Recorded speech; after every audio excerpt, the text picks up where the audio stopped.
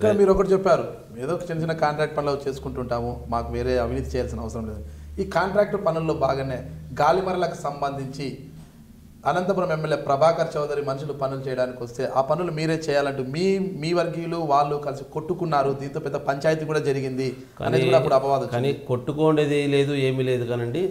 ఇక్కడ మాకు కంకర మిషన్ ఉంది, మెటీరియల్ అంతా మాకు అందుబాటులో ఉంది, మేమే చేస్తామన్నా అని చెప్పి పంపించడం మేమే చేస్తామన్నా. మేము వాళ్ళకంటే బెస్ట్ కోట్ మేము ఇచ్చాము. వాళ్ళకంటే బెస్ట్ కోట్ మేము ఇచ్చిన తర్వాత మామూలుగా ప్రైవేట్ కంపెనీ వాళ్ళు ఎవరు తక్కువ చేస్తే వాళ్ళ వైపు వెంటబడే అవకాశాలు ఉంటాయి. మాకు కంకర మిషన్ ఉండడము ప్లస్ స్థానికంగా ఉండడం వల్ల మాకు కొన్ని ఎక్స్పెన్సెస్ తగ్గుతుంది. We can quote best quote ఇస్తాం మేము. ఏదో మా తమ్ముడు కాంట్రాక్టర్, మేము కాంట్రాక్టర్గా ఉండడం వల్ల, తమ్ముడు చేసుకుంటూ ఉండడం వల్ల మేమేదో 20 గాలిమర్లు ఉంటాయండి, 22 4 కోట్ల పని అండి. ఆ 4 కోట్ల పనికి మేము కొట్టుకోవాల్సిన అగత్యమైతే లేదు. ఉన్న మెటీరియల్ అమ్ముకోవడానికి మాకు అన్ని మిషనరీ అంతా ఉంది. మాకు ఎనీహౌ 10 సంవత్సరాల నుంచి కంకర మిషన్ నడుపుకుంటున్నాము. వాటి మిషనరీ ఎంత ఉంది, మేమే పని చేసుకుంటామని చెప్పుకుంటే కొట్టుకోవడం అనేది ప్రశ్నే ఉత్పన్నం కాదు. అక్కడేమి వేరే రకంగా వచ్చి ఏదైనా టెండర్లకు వచ్చి ఇచ్చేసి అడ్డంబడి మాకు చేయాల్సిన అగత్యమూ లేదు. అంతకుముందు కూడా అందరూ చేసిపోయారు. ప్రభాకర్ చౌదరిలే కాదు, అంతకుముందు చేసిపోయారు, అందరూ చేస్తున్నారు. నాకు కంకర మిషన్ అందరూ ఉన్నాయి, నావే ఉన్నాయి కదా, మేమెందుకు చేయకూడదని మేము చేసుకుంటామని చెప్పుకోవడం తప్పితే దాంట్లో ఇంకా మళ్ళీ కొట్టుకోవడం అనే ప్రశ్నే ఉత్పన్నం కాదని. ఇక్కడ మామూలుగా మా కంకర మిషన్కి ఆనుకునే వర్క్స్ వచ్చాయి. నాకు ఇక్కడ కళ్యాణదుర్గం అనుకుని కంకర మిషన్ ఉంది. అక్కడ దాంట్లోనే తయారయ్యే ప్రోడక్ట్ని దాంట్లో వేరే వాళ్ళు వచ్చి ఎక్కడి నుంచి చేస్తున్నారంటే మేము అడిగాం, మేమే చేసుకుంటామంటే మాకు you can quote best quote, మీరు వాళ్ళకంటే తక్కువ ఇస్తే మీకే ఇస్తామంటే మేము ఇంకా తక్కువ కోట్ చేసి మేమే చేసాం అంతే. దానికి మించి దాంట్లో ప్రత్యేకంగా కొట్టుకోవాల్సినంత అగత్యం లేదండి దాంట్లోన. అంటే ప్రస్తుతం నగరాన్ని సుందరీకరించడానికి కావచ్చు, రోడ్డు వెడల్పు చేయడానికి కావచ్చు, ఏదైనా ఒకటి అనుకోండి, అంటే రోడ్ వైండనింగ్ అయితే జరుగుతుంది. రోడ్ వైండనింగ్ పనుల్లో భాగంగా రోడ్లన్నీ వేస్తున్నారు. అయితే రోడ్లను ఎవరైతే పనులు చేపట్టారో కాంట్రాక్టర్లు, వాళ్ళు కమిషన్లు ఇచ్చిన వారికి అంటే రోడ్డు కొలతలు వేయడంలో ఎక్కువ కమిషన్లు ఇవ్వరు, వారికి తక్కువ వేస్తున్నారు మీరు అధికారుల చూపించి అంటున్నారు. దానికి మీ సమాధానం ఏమంటారు? ఏమండి, మేము ఈ పని చేయడమే ప్రజా అభిప్రాయం మేరకు చేస్తున్నాము. మేము అందరితోనే కొట్టించే ఎవరు వాళ్ళ గవర్నమెంట్ స్థలం ఏం లేదండి. అక్కడ వాళ్ళ యొక్క ప్రైవేట్ స్థలంని వాళ్ళని నచ్చజెప్పి ఒప్పించి, నాయన మీరు కొట్టుకుంటే మీ బిల్డింగులకు విలువ పెరుగుతుంది, నాయన కళ్యాణదుర్గానికే విలువ పెరుగుతుంది సుందరీకరణ జరిగిన తర్వాత. ఈరోజు మీరు ఇన్ని చేస్తున్నారు, కానీ ఏ రోజుటికైనా పెట్టుకోక తప్పదు. మీకు డబ్బు మేమేమి గవర్నమెంట్ నుంచి డబ్బు కట్టి నష్టపరిహారం కట్టించకుండా కొట్టామండి అంటే మా చిత్తశుద్ధి ఇక్కడ మీరు ఆలోచించాల్సిన అంశం ఉంది. అంటే అలాంటప్పుడు మేము వాళ్ళతో డబ్బు తీసుకుని చేసేయాల్సిన కర్మ ఎవరుకుంటుంది? ఎవరిస్తారండి? అసలు మేము కొట్టమంటే కానీ ఏమనే పరిస్థితి లేదండి. అక్కడ మేము కొట్టమంటే ఏమనే పరిస్థితి లేదు. అలాంటి పరిస్థితుల్లో ఏముంటుందండి దానికి? అందరూ వాళ్ళ ఆమోదయోగంతోనే ఇంత కొలత పెట్టి కొట్టించాము. గవర్నమెంట్ స్థలమే లేదు అక్కడ, ఎక్కడ కూడా R&B స్థలం ఒక రోడ్లో ఉందంతే. మిగతా అంతా ప్రైవేట్ ప్రాపర్టీస్ అండి. వాళ్ళ ప్రైవేట్ ప్రాపర్టీని వాళ్ళు వదులుకున్నారంటే వాళ్ళ కాంట్రిబ్యూషన్ అండి, డెవలప్మెంట్కి వాళ్ళ కాంట్రిబ్యూషన్తో వాళ్ళు వదులుకున్నారు. కానీ దాంట్లో మళ్ళీ చూడండి, ఏదన్నా కానీ ఒక లైన్ చూస్తే కనిపిస్తుంది, ఇక్కడ ఫ్రాడ్ జరిగింది, ఇక్కడ ఫ్రాడ్ జరగలేదని. కొంతమంది కొంతమంది అడ్డపడి ఉండొచ్చు, 4-5 మా పార్టీ కానోళ్ళు అడ్డుపడి ఉండొచ్చు. అడ్డుపడినట్టు ఇంకా ఏం చేయలేదు, మేము అక్కడ దాకా ప్రింట్ చేసేసి వదిలేద్దామని ఊరికే ఉన్నాం తప్పితే ఏదో 4-5 ఉన్నారు. వాళ్ళు ఏం చేశారు, వాళ్ళు కోర్టులో పోయి స్టే తెచ్చుకున్నారు. మిగతా వాళ్ళంతా వాలంటరీగా వాళ్ళే కొట్టుకున్న తర్వాత దీంట్లో కమిషన్లో ఎందుకు? రోడ్ల పనులు జరిగిన తర్వాత కాంట్రాక్టర్ పనులు చేశారు, రోడ్ల పనులు పూర్తయ్యాయి అంటే కొలతలు వేయాలి, ఎవరెంత పని చేశారని. ఆ కొలతల్లో అంటే కాంట్రాక్టర్లు ఎవరైతే మీకు కమిషన్లు ఇచ్చింటే వాళ్ళకి ఎక్కువ, కమిషన్ లేని కాంట్రాక్టర్ తక్కువ కొలతలు చూపించారు, ఇదంతా మారుతి చౌదరి గారే చేస్తున్నారు అని మీ ప్రత్యర్థులు బలంగా బయట ప్రచారం చేస్తున్నారు. వారికి మీరేం సూచన ఇస్తారు, ఏం సమాధానం చెప్తారు? ఒక్కటేనండి, ఎవరన్నా యాజ్ పర్ FMB కొలిస్తే దానికంటే ఏదైనా తక్కువ వస్తే మామూలుగా ఎఫ్ఎంబి ప్రకారం FMBలో ఉన్నదానికంటే ఎక్కువ వాళ్ళు ఆక్రమించుకుంటే ఖచ్చితంగా దాన్ని అలాగే వదిలేసి ఖచ్చితంగా మారుతి చౌదరి డబ్బులు తీసుకున్నట్లే.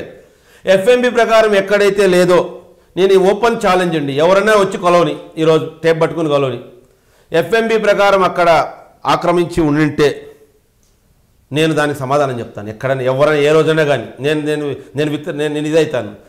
ఇప్పటికీ ఛాలెంజ్ చేస్తున్నాం, ఎక్కడ కూడా FMB కాకుండా అడిషనల్గా బిల్డింగుల యొక్క వాళ్ళ స్థలాలు ప్రైవేట్ ప్రాపర్టీస్ని కూడా వాళ్ళు వాలంటరీగా ఇచ్చిన తర్వాత వాళ్ళతో కమిషన్ వ్యవహారం ఏంటండి, ఎలా ఇస్తారండి, ఎలా అనుకుంటారండి, ఎలా ఆరోపించడానికి ఏమీ లేకున్నప్పుడు ఏదో ఒకటి మాట్లాడాలా, ఏం మాట్లాడాలా, చెట్టున్న కాయకే రాళ్ళ దెబ్బలు పడతాయండి, ఊరికే ఉంటే ఏం పడదు, ఏదైనా అభివృద్ధి చేస్తేనే కదా, ఏమీ చేయకుండా ఊరికే ఉంటే ఏమీ రాదు. వాళ్ళ ప్రాపర్టీ కోల్పోయి వాళ్ళు ఏడుస్తూ వాళ్ళు ఇచ్చిన తర్వాత దానికి మళ్ళీ కమిషన్లు గోకితే we don't face the election in future అండి. ఎట్లా ఎన్నికల్లో మేము ఎలా వెళ్తామండి, వాళ్ళ ముందుకు వెళ్ళాలండి, త్వరలో వెళ్ళాలండి. రోడ్ వైండింగ్ చేయాలని ఎందుకు అనిపించింది మీకు? గతంలో రఘువీరారెడ్డి ఎమ్మెల్యేగా పనిచేశారు, అంతకుముందు ఎమ్మెల్యేలుగా పనిచేశారు, వాళ్ళందరూ కూడా రోడ్ వైండింగ్ చేయాలనిపించాలంటే వ్యాపారులు నష్టపోతారని వాళ్ళు భావించారా? అంటే వ్యాపారులు ఏమైపోయినా పర్వాలేదు రోడ్ వైండింగ్ జరగాలని మీరు భావించారా? చూడండి, వ్యాపారాలు ఏమైపోయినా పర్వాలేదు అనుకుంటే మేము స్వయంగా పోరాడతాం, తిన్నాము కారణత కట్టి అన్ని దినం ఎన్నిసార్లు నిలబడతాం మాకు తెలుస్తుందా. అటువంటి పరిస్థితుల్లో రోడ్డు వైండింగ్ చేయకపోతే ఇది గతి లేదనేటువంటి నిర్ణయానికి నేనే వచ్చాను. ఇచ్చిన తర్వాత మేము అందరిని పిలిచి దివాకర్ రెడ్డి కూడా పిలిపించి అందరూ కలిసి కూర్చొని మాట్లాడి ఇంత అయితే చేస్తే బాగుంటుందని ఆ విధంగా చేసాం. వ్యాపారాలు ఏమైపోతారనే పరిస్థితి వాలంటీర్గా ఇయ్యరండి వాళ్ళు. వాళ్ళ యొక్క సూచనలు వాళ్ళ యొక్క అనుమతితోనే ప్రతి బిల్డింగు కొట్టారు, కానీ ఎక్కడ కూడా మేము వాళ్ళకేం నష్టపరిహారం చెల్లించలేదు. అలాగే ఒక అంబులెన్స్ పోతే గంట అవుతుంది ఇటు నుంచి అటు పోవడానికి. ఇలాంటి పరిస్థితులు చాలామంది ఫేస్ చేశారు. ఈ పరిస్థితిలో రోడ్డు వెడల్పు ఒక్కటే దీనికి పరిష్కారం అనే ఉద్దేశంతో రోడ్డు వెడల్పు చేశారు తప్పితే ప్రజలందరికీ సౌకర్యార్థం. ఇంకొకటి దీనికి కళ్యాణదుర్గం ఒక ప్రత్యేకత అంటే అందరూ వ్యాపార అవసరార్థం అన్ని మండలాలు ఇక్కడికే రావాలండి. There is no other centre. రాయదుర్గానికి అలా కాదండి, బళ్ళారి ఉంటుంది, వాళ్ళకి ఒక్కొక్క మండలం డీహేరియాలు బొమ్మనాలు బళ్ళారికి పోతారు, కనేకల్లో కొంచెం పెద్ద టౌన్ అవుతుంది. ఇక్కడ అట్లా కాదండి, ఆల్ ద లీడింగ్ విలేజెస్ అన్నీ ఇక్కడ కళ్యాణదుర్గం లీడ్ చేస్తాయండి, అన్ని విలేజెస్ కూడా. అలాంటి పరిస్థితుల్లో ట్రాఫిక్ చాలా ఎక్కువగా ఉంటుంటే ట్రాఫిక్ ఎప్పుడు గంటల తరబడి నిలబడిపోయేది, తోపుడు బండ్లు అనే అన్ని సమస్యలు ఉంటాయి. వ్యాపారస్తులకు కూడా విసుగొచ్చింది, షాపుల్లో దుమ్ము ధూళి.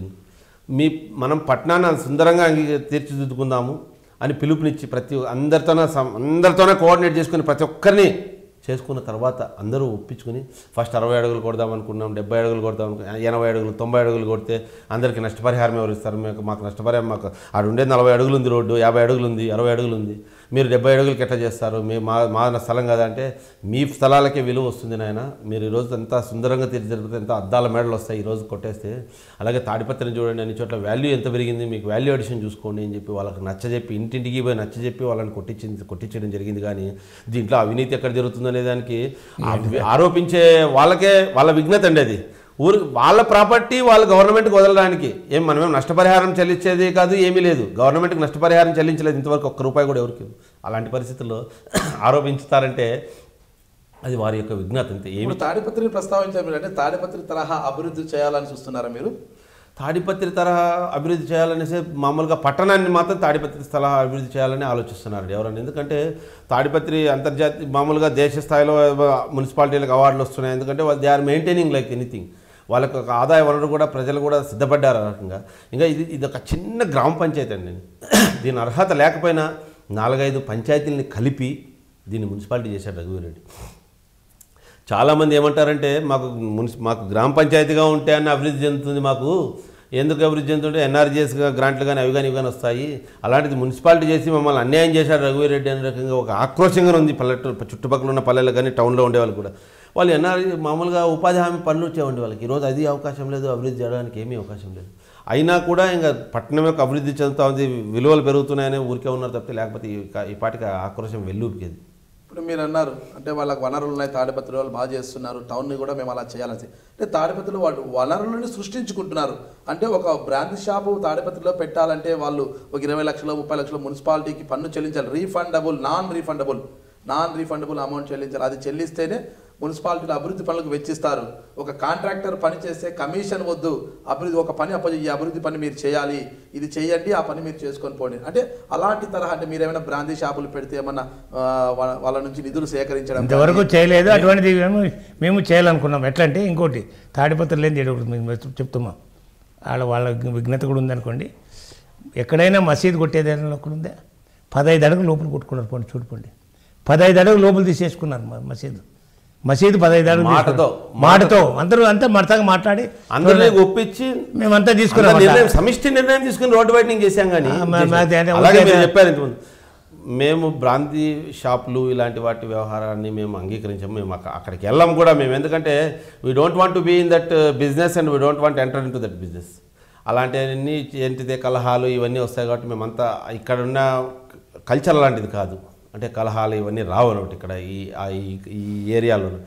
కానీ కొంతమందితో కొంత చేసి ఇప్పుడు మన మున్సిపాలిటీలో లేదు, వనరులు లేవు, ఇప్పుడు పోల్స్ ఇవన్నీ యూటిలిటీస్ మార్చాలా, ఏం చేయాలా, ఎవరన్నా కానీ మీరే చేయండి. ఇప్పుడు కాంట్రాక్టర్ వేస్తే ఇప్పుడు ఎవరో ఇక్కడ ఒక కాంట్రాక్టర్ రోడ్డు వైడనింగ్ పనులు చేస్తున్నారు, యూటిలిటీస్ అన్నీ మార్చడానికి ఆ కాంట్రాక్టర్కే చెప్పాం, మీరే మార్చండి పోల్లు, మీరే మార్చుకోండి.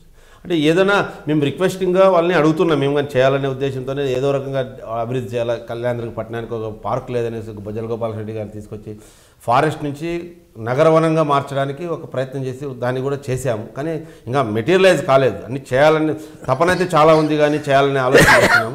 రాష్ట్రం యొక్క చంద్రబాబు నాయుడు గారికి కూడా రిక్వెస్ట్ చేస్తున్నాం, రాష్ట్రం యొక్క ఆర్థిక పరిస్థితుల దృష్ట్యా అక్కడ కూడా మంత్రులు కూడా వాళ్ళకున్న పరిధిలోనే వాళ్ళు కూడా చేస్తున్నారు. అంతో మామూలుగా డెవలప్మెంట్ చేస్తున్నారు. ఇక్కడ రోడ్లు కూడా అన్ని కళ్యాణదుర్గం నుంచి అన్ని మండల కేంద్రాలకి డబుల్ రోడ్లు చేస్తున్నాం. ఒక బ్రహ్మసముద్రానికి చేయలేదు కానీ మిగతా అవన్నీ శాంక్షన్ అయినాయి. చంద్రబాబు నాయుడు గారు ఒక రోడ్డు 56 కోట్లు, ఒక రోడ్డు 45 కోట్లు, ఒక రోడ్డు 25 కోట్లు, ఇంకొక రోడ్డు 25 కోట్లు, ఇలా అభివృద్ధి కార్యక్రమాలు చంద్రబాబు నాయుడు దగ్గరికి అడిగిన తక్షణం ఏదైనా కూడా శాంక్షన్ ఇస్తున్నాం. అలాగే కళ్యాణదుర్గ నియోజకవర్గానికి 450 కోట్లతో అన్ని చెరువులకి నీళ్ళు ఇవ్వడానికి మన ఆగస్టు 15 నాడు అనౌన్స్ చేశాడు. అది అతి త్వరలో 1 మంత్ 2 మంత్స్లో మెటీరియలైజ్ అయ్యి పనులు మొదలయ్యాయి. జీడిపల్లి నుంచి అందరి నియోజకాల ద్వారా మాకు నియోజకవర్గంలోని శాశ్వతంగా పేరుండాలనే ఉద్దేశంతో తెలుగుదేశం పార్టీ ఆ కాలం అయిపోయిన తర్వాత శాశ్వతంగా ఇక్కడ మరొకరెవడు రావడానికి కూడా సాహసించే పరిస్థితి కూడా లేదు. 450 కోట్లతో మాకు కావాల్సింది నీళ్లు. ప్రజలకు నీళ్ళు ఇస్తే ఇంకేమీ ఇవ్వాల్సిన అవసరం లేదు. రాజకీయంగా పార్టీల పరంగా ప్రభుత్వం నుంచి ఏమీ కోరుకోరు. ఇన్పుట్ సబ్సిడీ అని, ఇన్సూరెన్స్లు అని ఇవన్నీ ఏమీ కోరుకోరు. నీళ్ళు ఒకటి వస్తే బంగారం పండిస్తారు మా వాళ్ళు. ఇక్కడ టమోటో పండించేందుకు మస్క్ మలాన్స్ అయితే ఇవన్నీ ఇక్కడ తెలుగుదేశంకి అండదండలంతా మొత్తం పూర్తి స్థాయి రైతులంతా ఉంటారండి. అలాగే దాదాపు 20,000 ఎకరాలకు గవర్నమెంట్ తెలుగుదేశం ప్రభుత్వం ఏర్పడిన తర్వాత బిందు సేద్య పరికరాలు అమర్చారు. వాళ్ళంతా కూడా ఆశగా ఎదురు చూస్తున్నారు, నీళ్ళు వస్తే ఇంకా బాగా చేసుకోవచ్చు అనే ఉద్దేశం. అలాంటి పరిస్థితుల్లో ఎవ్వరు అభివృద్ధి చేయడానికైతే తాడిపత్రి స్థలాల్లో అభివృద్ధి చేయడానికైతే వెనకాడేదేం లేదు. కానీ మీరు చెప్పిన పద్ధతిలో కాకుండా చంద్రబాబు నాయుడు గారిని రిక్వెస్ట్ చేసుకుంటే ఏదో రకంగా ఆడబోయి అడిగితే ఆయన ఇస్తారు. కానీ ఇక్కడ మేము అంత శక్తివంతులం కాదు. వాళ్ళని బెదిరించి వాళ్ళతో ఇది చేసుకు వసూలు చేయాలంటే ఎవరు అంత సహృదయం ఎవరికి లేదండి. శక్తివంతులని మీరు ఒప్పుకుంటున్నారు? శక్తివంతులండి, ఖచ్చితంగా శక్తివంతులు. వాళ్ళ మాటే వేదం. 30 సంవత్సరాల నుంచి వాళ్ళు శాసిస్తున్నారు కాబట్టి వాళ్ళ మాటే వేదం అక్కడ ఎక్కడైనా కానీ. కరెక్ట్. మీరు ఎందుకు శక్తి, మీరు శాసించకపోయినా మీరు శాసిస్తుంటే ఒంటి చేతితో కూడా ఎమ్మెల్యేలను గెలిపిస్తూ వచ్చారు. అలాంటి ఘనత మీద వాళ్ళు గెలుస్తున్నారు, మీరు గెలిపిస్తూ వచ్చారు. అలాంటి ఘనత ఇక్కడ అలాంటి కల్చర్ లేదండి. ఇక్కడ అలాంటి కల్చర్ లేదండి. ఇక్కడ అలాంటి కల్చర్ ఉంటే హర్షించరు. ఇక్కడ ప్రజలు హర్షించరు. ఇక్కడ అలాంటి కల్చర్ ఉంటుంది. అక్కడ బాగా చైతన్యమైన డబ్బులు ఉన్నటువంటి వాళ్ళు ఎవరైనా కానీ నీ జోబులో 10 రూపాయలు ఉంటే ఒక ఏటు కొడితే 10 రూపాయలు. నీ జోబులో ఏం లేకున్నాడు, నువ్వేమిటి ఇస్తావు, నా దగ్గర నీకున్నట్టు నేను పెట్టుకుంటా అన్నట్టుంటుంది. అది ఆ పరిస్థితిలో ఇట్లా లేదు కాబట్టి ఏ పరిస్థితిలో కూడా అట్లా జోగులు ఎక్కువ ఉన్నారు అంటారు. జోగి రాసుకుంటే అట్లానే మా పరిస్థితి అట్లుంది. కాబట్టి ఇక్కడ పెద్దగా ఉన్నోళ్ళు లేరు కాబట్టి మేము కాదండి. మీకు ఆర్కేడ్కి మీకు తేడా చెప్తున్నాను. ఆడవాళ్ళు ముస్లిమ్స్ జోరుకు పోయి వాళ్ళు చేయగలుచుకున్నారు. మేమేం చేయగలుచుకోలేదు. ఇక్కడ మీరు నేను అబద్ధం చెప్పాల్సిన కానీ మీరు పోయి చూడండి. ఈడే సర్కిల్లో మసీద్ ఉంది కదా, మరి మసీద్ లోపల 17 అడుగులు మసీద్ లోపలికి వేసుకోవడం అట్లా వేసుకోండి. మీరు వాళ్ళు ఏం చేయగలుచుకున్నారు తాడిపత్రిలో? మరి అదేదో ఉంది కదా, వాళ్ళు ఏదో మేము కూడా బయటకు పోతాం. మసీద్ దానికి ఏదో కూల్చినారని చెప్పి నేను కూడా బయటప్పుడు నేను ప్రెసిడెంట్గా ఉంటాను. నేను ఎమ్మెల్యే ఉన్న మనవంతరాయ చౌదరిని, మీరు హై డ్రీమ్ మీడియా చూస్తున్నారు.